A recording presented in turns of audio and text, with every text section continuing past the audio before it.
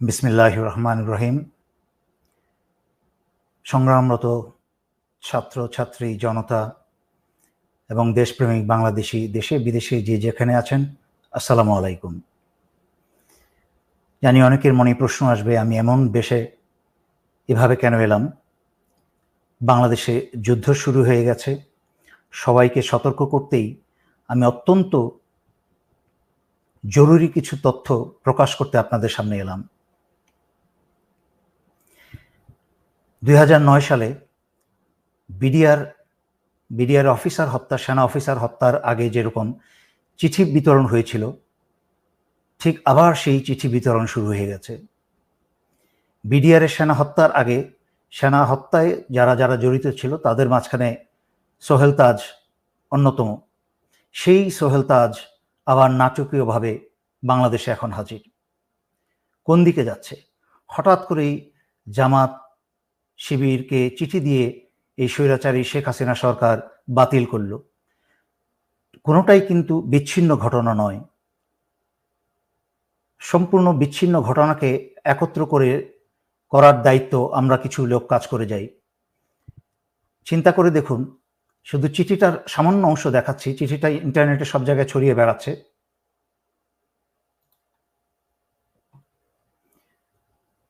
চিঠির লেখা দেখুন, প্রিয় জেনারেল সাহেবগণ, পরিবর্তনের ধ্বনি কি শুনতে পাচ্ছেন? সোজা চলে যাই। আপনারা 2009-এর বিডিআর হত্যাযজ্ঞ থেকে কোনো শিক্ষা গ্রহণ করেননি।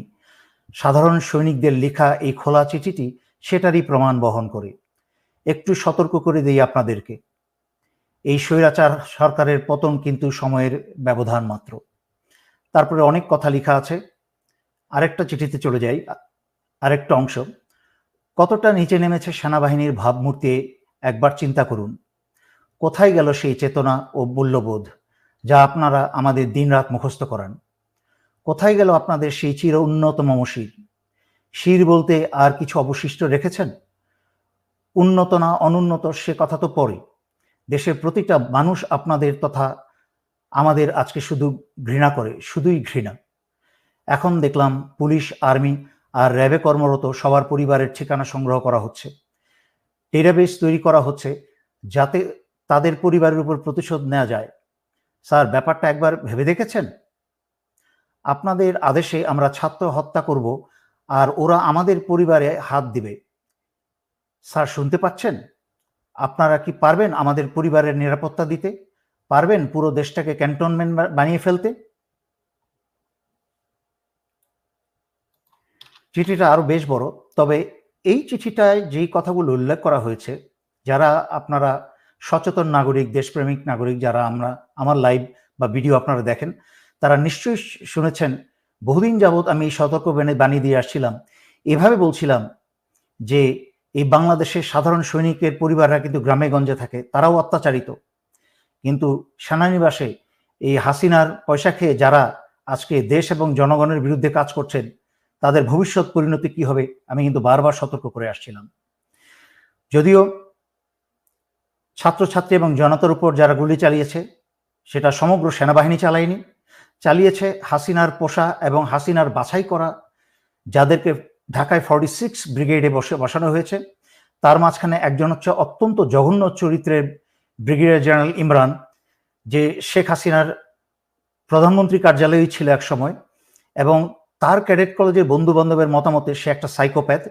সে নিজের আপন ভাইকেও ঠান্ডা মাথায় খুন করতে দ্বিধা করবে না, এবং তার ক্যাডেট কলেজের বন্ধুরা তাকে বহুবার তাদের কাছ থেকে বিচ্ছিন্ন করেছে তাকে। এই সাইকোপ্যাথকে, হাসিনার মতো এক সাইকোপ্যাথ, এই সাইকোপ্যাথকে 46 ব্রিগেডে বসিয়েছে। আর 46 ব্রিগেড চলে হচ্ছে হাসিনার আত্মীয় বর্তমান সেনা প্রধান জেনারেল ওয়াকারের সরাসরি নির্দেশে, কোনো ডিভিশনের অধীনে নয়। গুলিগুলা ছুড়েছে হচ্ছে এই 46 ব্রিগেডের কিছু কুসেনা, চরিত্রহীন কিছু কুসেনা। সমগ্র বাংলাদেশের অন্যান্য সেনানিবাসে থাকা সেনারা না। তাই আপনারা সমগ্র সেনাবাহিনীর উপর ভুল বুঝবেন না। যদিও সেনাবাহিনীর দায়িত্ব ছিল জনগণের কাতারে দাঁড়িয়ে আসা, জনগণ এবং দেশকে রক্ষা করা, সেইটা পবিত্র দায়িত্ব হচ্ছে জনগণের।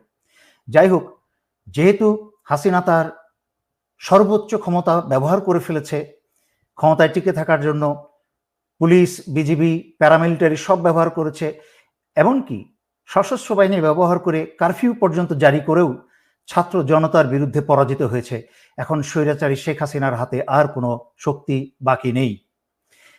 সেই কারণে স্বৈরাচারী শেখ হাসিনা বাংলাদেশের চিরশত্রু ভারতের ষড়যন্ত্রের কে আহ্বান জানিয়েছে বিডিআরের মতো আরেকটা হত্যাকাণ্ড ঘটাতে।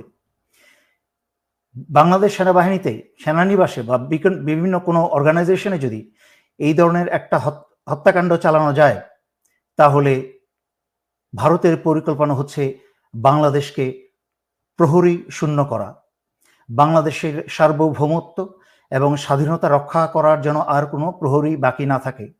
তাই নিজেদের মাঝখানে রক্তক্ষয় শুরু করে দিয়ে সেনাবাহিনীর অফিসার এবং দেশপ্রেমিক সেনাদেরকে হত্যা করে হাসিনা বাংলাদেশের ভিতরে ভারতীয় সেনা প্রবেশ করাবে। তার উদাহরণ আপনারা দেখেছেন এবং শুনেছেন। স্বৈরাচারী শেখ হাসিনা ভারতের সাথে গোপনে বাংলাদেশের বুক চুরে রেল চলাচলের ব্যবস্থা করেছে। যেই ভারতের রেল বিভাগের ভারতীয় সৈন্যের সংখ্যায় প্রায় 70,000 প্রশিক্ষিত সৈন্য, তারা যে কোনো সময় যে কোনো প্রয়োজনে এই উপমহাদেশে যেখানে ভারতের রেল চলে, রেল যোগাযোগ আছে, সেখানে প্রয়োজনে তারা মুহূর্তেই হাজির হয়ে যেতে পারে। তার মানে এই রেল ব্যবস্থার নাম করে বাংলাদেশের ভিতরে চাইলে ভারত প্রয়োজনে 70,000 সেনা মোতায়েন করতে পারে। একদিকে বাংলাদেশের প্রহরী সেনা হত্যা করবে, আর একদিকে ভারতীয় সেনা প্রবেশ করে বাংলাদেশ দখল করবে এবং স্বৈরাচারী শেখ হাসিনাকে বাঁচাবে। আর তার দায় দায়িত্ব সম্পূর্ণ চাপাবে হচ্ছে জামাত শিবিরের উপরে, এবং স্বৈরাচারী শেখ হাসিনা বলবে যে এই কাজ করে শুরু করেছে বাংলাদেশ সেনাবাহিনীর ভেতরে থাকা জামাতের লোকজন বা শিবিরের লোকজন, যা স্বৈরাচারী শেখ হাসিনার চোরপুত্র জয়ের মুখে থেকে আমরা বেশ কয়েকবার শুনেছি যে সেনাবাহিনীর ভিতরে জামাত শিবির আছে। সুতরাং আমি সকল জনগণকে অনুরোধ করছি, আপনারা এই মুহূর্ত থেকে অত্যন্ত সচেতন হয়ে যান। কোথাও আপনারা একা থাকবেন না। কোথাও আপনাদেরকে বাসা বাড়িতে এলাকায় যদি পুলিশি হানা হয়, তাহলে আপনারা সারা এলাকার মানুষ ঘিরে ধরবেন এবং ছাত্রছাত্রী তোমরা সবাই পকেটের মাঝখানে তোমরা মরিচের গুঁড়া রাখবে। কাছের থেকে এসে ছাত্রলীগ, পুলিশ যারাই তোমাদেরকে ধরে নিয়ে যেতে চাইবে তাদের চোখে মুখে মরিচের গুঁড়া মেরে দাও। এটা হচ্ছে ন্যূনতম তোমাদের ডিফেন্স। তাছাড়াও হাতে যা পারো তোমরা রাখো সংঘবদ্ধভাবে। নাও আসছি সর্বোপরি সশস্ত্র বাহিনীর প্রতি। ইতিমধ্যে 57 জন ভাই হারিয়েছেন, তখন কোনো পদক্ষেপ নেন নাই ভাইদের বাঁচানো। দেশ ভারতের দখলে চলে গেছে এই স্বৈরাচারী হাসিনার কারণে। 15 বছর ধরে যাবৎ বাংলাদেশের সবকিছু স্বাধীনতা, সার্বভৌমত্ব, এমনকি জনগণের জান মাল, বাংলাদেশের অর্থনীতি সবকিছু ভারতের হাতে তুলে দিয়েছে। আরো অপেক্ষা করবেন নিজের এবং নিজের স্ত্রী সন্তানের রক্ত দিয়ে? এখনো সময় আছে। আজকে রাত্রে ভোরের অপেক্ষা না থেকেই আপনারা অস্ত্র হাতে জরুরি অবস্থা জারি করে সারা বাংলাদেশের ক্ষমতাবার হাতে তুলে নিন এবং ছাত্র আন্দোলনরত ছাত্র জনতার সাথে কাঁধে কাঁধ মিলিয়ে বাংলাদেশ রক্ষায় দাঁড়িয়ে যান। আমি সংগ্রামরত, আন্দোলনরত ছাত্র ছাত্রী জনতা এবং দেশপ্রেমিক সশস্ত্র বাহিনীর পক্ষ থেকেই স্বৈরাচারী শেখ হাসিনার সরকারকে বহিষ্কার ঘোষণা করছি। স্বৈরাচারী শেখ হাসিনা সরকার আজ থেকে বাংলাদেশে সম্পূর্ণ অকার্যকর ঘোষণা করা হলো এবং স্বৈরাচারী শেখ হাসিনার আওয়ামী লীগের যে কোনো সদস্যকে পেলে আপনারা গ্রেফতার করে জেলে সোপর্দ করুন। সশস্ত্র বাহিনী, দেশপ্রেমিক বিজিবি সকলের উদ্দেশ্যে আপনারা বিজিবির প্রতি সারা বাংলাদেশের সীমানা পাহারা দিন এবং সশস্ত্র বাহিনীর নিজ অন্যান্য দায়িত্বের পাশাপাশি দায়িত্ব সকল বিমানবন্দরগুলোকে দৃষ্টিতে আনুন এবং পাহারায় রাখুন যেন আওয়ামী লীগের কেউ পালিয়ে যেতে না পারে। এবং সর্বোপরি এই কথা বলছি, ক্ষমতাভার গ্রহণ করার পরে বাংলাদেশের ভেতরে যেন ভারতের কোনো রয়ের সদস্য যেন এরা না থাকতে পারে, তা যা ব্যবস্থা করার করুন। বাংলাদেশের মাটির ভিতরে, বাংলাদেশের সীমানার মধ্যে যেন যেখানেই রয়ের সদস্য পাবেন এদেরকে আপনারা খতম করে দিন। বাংলাদেশ বাংলাদেশ স্বাধীনতা সার্বভৌমত্ব কে রক্ষা করার দায়িত্ব আমরা যারা বেঁচে আছি এবং পরবর্তী প্রজন্ম বা নতুন প্রজন্ম ইতিমধ্যে তাদের দায়িত্ব 15 বছর অবহেলার পরে তারা এখন দায়িত্ব বুঝতে শুরু করে দিয়েছে, তারা দেশ ভালোবাসতে শুরু করে দিয়েছে। তাদের মাঝখানে আর মৃত্যুর ভয় নেই। তাদের মাঝখানে যখন মৃত্যুর ভয় চলে গেছে তখনই হয়েছে স্বৈরাচারী শেখ হাসিনার ক্ষয়। হাসিনাকে আর এক মুহূর্ত টিকতে দেওয়া যাবে না। যেখানেই পাবেন এদেরকে আপনারা গণধোলাই দিতে শুরু করেন। সশস্ত্র বাহিনী, আবারও বলছি শেষ কথা, জরুরি অবস্থা জারি করে বাঁচতে হলে, দেশকে বাঁচাতে হলে, জনগণকে বাঁচাতে হলে জরুরি অবস্থা জারি করে এখনই ক্ষমতা হাতে নিন। এই বলে আমি আজকের জন্য এখানেই শেষ করছি। ধন্যবাদ। আসসালামু আলাইকুম।